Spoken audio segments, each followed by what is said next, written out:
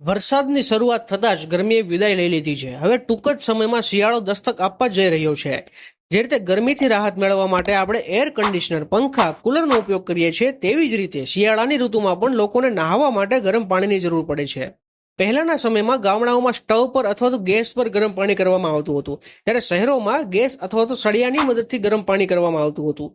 આ બધી જ પદ્ધતિઓ પાણીને ગરમ કરવા માટે ઘણો સમય લે છે અને ખર્ચ પણ બહુ વધારે કરે છે, જેને કારણે હવે સામાન્ય રીતે સામાન્ય ઘરોમાં પણ ઇલેક્ટ્રિક અથવા તો ગેસ ગીઝરની જરૂરિયાત પડતી હોય છે.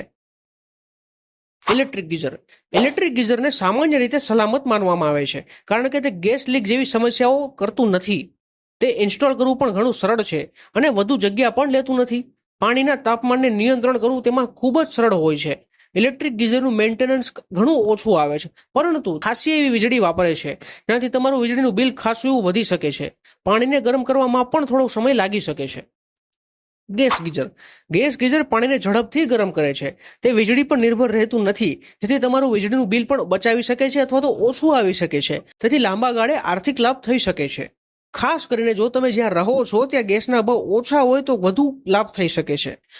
આમાં ગેસ લીક થવાનું જોખમ રહેલું છે, તેથી કેટલાક કિસ્સાઓમાં તેને ઓછું સુરક્ષિત માનવામાં આવે છે.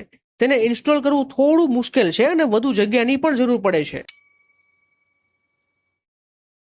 હવે જાણીએ કે બંનેમાંથી કોણ સુરક્ષિત અને સલામત છે. જો તમે સલામતી અને અનુકૂળ કામગીરીને આધારે પ્રાથમિકતા આપો છો તો ઇલેક્ટ્રિક ગીઝર વધુ સારું છે. જો તમે ઝડપી હીટિંગનો વિકલ્પ માંગતા હોય તો ગેસ ગીઝર એક વધુ સારો વિકલ્પ હોઈ શકે છે. તમારી પરિસ્થિતિ અને પસંદગીની અનુસાર તમે આ બંનેમાંથી કોઈ યોગ્ય વિકલ્પ પસંદ કરી શકો છો.